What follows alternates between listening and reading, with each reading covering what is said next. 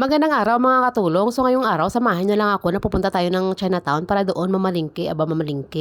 Dahil sa sasakay tayo ng bus mga katulong, kailangan muna natin bilangin kung mga ilang stops yung kailangan nating i-travel hanggang sa makarating tayo ng Chinatown. Dahil 'di ba alam niyo naman siguro mga katulong na masanay talaga yung katulong niyo na sumakay ng train kaysa sa may bus. Mabuti nga lang mga katulong nung yung nasakyan nating bus is hindi na natin kailangan pa magbilang kung mga ilang stop na yung dinaanan natin kasi nga meron ng signboard na nagsasabi kung saan na tayo banda. So hindi na tayo mahirapan ng magbilang, mahirapan magbilang. Mga 9 stop ay yung kailangan natin i-travel sa kami makarating tayo ng Chinatown. So, yung isa pang way para malaman mong nasa Chinatown ka na yung sabik pa ng amo ko, na tingnan mo lang pag lumiko na yung bus, tapos may nakita mong mga lantern na nakadisplay, Chinatown na yan, Chinatown. So, pagkalagpas natin dyan mga katulong sa mga nakadisplay dyan ng mga lantern, so another one stop na lang, pwede na tayong bumaba. So, kailangan ko pa after that kasi makababa tayo is kailangan ko pa talagang hanapin yung amo kung nasaan na siya banda. So, ito na nga pagbaba ko nga dito is talagang dito banda sa may tinatawag nilang na Honglen Park, Nung palakad-lakad tayo dito sa may banda ng Honglen Park na ito, may nakita pa tayong ibon.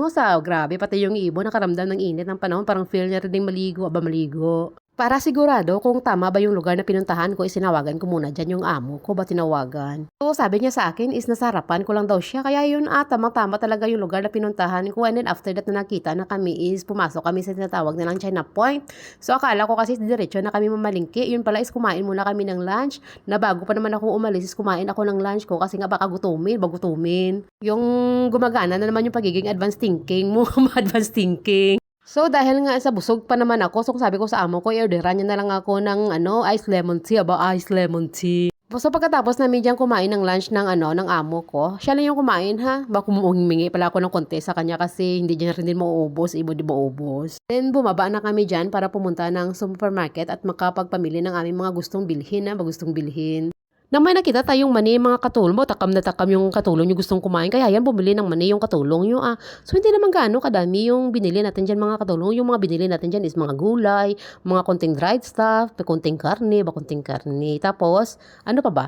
Prutas, egg. So pagkatapos natin dyan mamili, kailangan na natin pagbayaran yung ating binili. So ito na nga sa counter na kami para magbayad. Tapos ito na nga ina-impake na lang katulong yung sa kanyang trolley na kaninang hila-hila. Hilang-hila. So pagkatapos natin maimpake yung ating mga binili dyan, kailangan na nating lumabas din sa supermarket. So tingnan nyo, naka-face mask pa yung katulong nyo kasi nga parang nangangati na naman kasi yung pango niyang ilong. Hirap na kasi na baka mag-sneeze tayo dyan sa loob ng groceryhan. Tapos pag tingnan tayo ng karamihan. Habang naglalakad kami palabas sa building na ito, tinuruturoan ba ko ng amo ko kung saan ako pupunta banda para makasakay ng bus pauwi sa amin. Pagtawid natin dito mga katulong sa may traffic light na ito mga katulong. Tawang-tawa pa dyan yung katulong nyo kasi yung bumugat kasi sa kanya yung building na Hotel Itiwan. Hotel Itiwan? Kapag ikay nagtatrabaho dito sa may Singapore, taga dito ka talaga sa Singapore, alam mo talaga yung yung hotel na tatawag nilang Hotel Itiwan. Alam talaga yan ang karamihan pero wag nyo na akong tanungin kasi hindi pa ako nakapasok dyan. Hanggang dito na lang mga katulong. Until next time, babush!